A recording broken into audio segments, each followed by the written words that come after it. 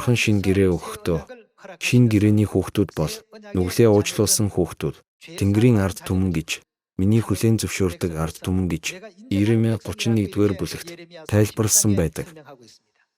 Иеремия 31-р бүлгийн 31-р ишлэлийг харъя. Эзэн тунхаглаж байна. Бурхан ингэж айлдсан байна.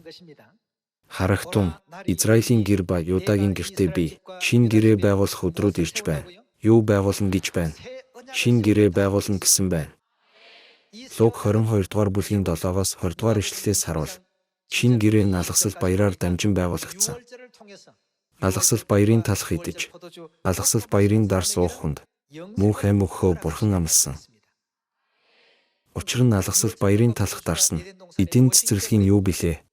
Амийн жимс. Амийн жимсийг үнний зарлиг болгоно. Ингэж тогтоосон юм. Тэгвэл шин гэрээг юуны төлөө байгуулсныг 33 дугаар ишлэлээс харцгаая. Гэвч тэр өдрүүдийн дараа Израилийн гэртээ миний байгуулах гэрээ энэ юм гэж эзэн тунхаглаж байна. Би хуйлаа тэдний дотор хийж, би тэдгэрийг зүрхэн дээр нь бичнэ. Би тэдний Бурхан, тэд миний ард түмэн болно. Энэ хууль зүрхэнд нь байгаа хүн бол миний ард түмэн. Би энэ хууль зүрхэнд нь байгаа хүний Бурхан болно. Ингэж хатуу чамд гэрээ хийсэн байна. Өөрөөр хэлбэл, Бурханы мөнх аминдээ инхээ алгасал баяраар бидний дотор бүрэлдсэн хэрэг.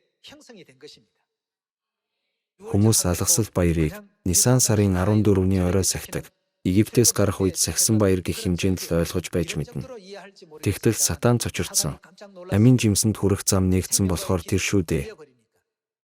Үүнийг устгахын тулд манай эртний 155, манай эртний 197, манай эртний 325 онуудад удаа дараа Сатан алгасал баярын үнний гэрлийг дэлхий дээр гэрэлтүүлэхгүй тулд цаад болж дарамтлж байв.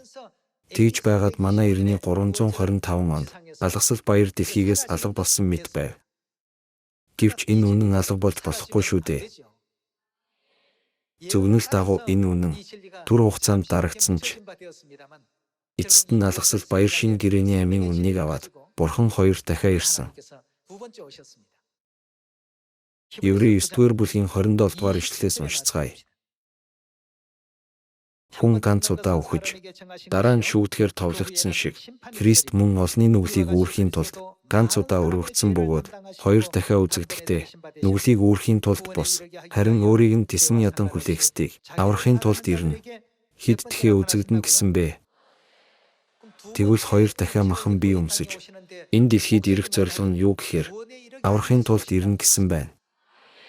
Эдийн цэцэрлэгийн сайн муугийн жимс идэж, үхэлд унсан хүн төрлөختнийг нүгэл ба үхлийн намгаас аврахад юу хэрэгтэй вэ?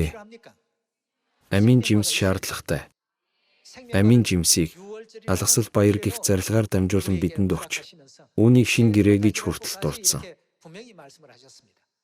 Миний махыг идэж, миний цусыг уувал та нар мөнх амьтай, хүн төрлөختөн, үнэн зөв итгэлийн замыг олохын тулд амийн жимсний замыг эрэлхийлэх ёстой. Тэгвэл үүнийг хэн илчлэх вэ?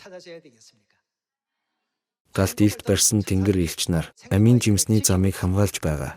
Хэний тушаалаар вэ? Бурханаас өөр хинч байхгүй. Өнөө үед теологийн сургууль ямар их байгаа билээ? Хичнээн олон теологийн оюутнууд байдаг билээ. Библиэд хэлснээр бол Тэнгисийн эргийн Ил Смит гэсэн байдаг. Маш олон хүн Библийг наривчлан судалж, хэдэн 10,000 судалгааны ажил хийсэн ч алгасал баярыг тэмдэглэх ёстой гэсэн илтгэл ганц ч байдаггүй. Библийн зөвнөл үнэхээр гайхмаар байгаа биш үү? Тэнгэрийн хаанчлалын нууцуудыг мэдэх нь та нарт өгөгдсөн юм. Харин тэдэнд өгөгдөөгүй. Энэ зөвнөлч мөн яв цав биелж байна. Бурханыг зөв болохын тулд бид амийг агуулж байгаа үннийг хайж олох ёстой. Үгээр сургаалаа дуусгая. Баярлалаа.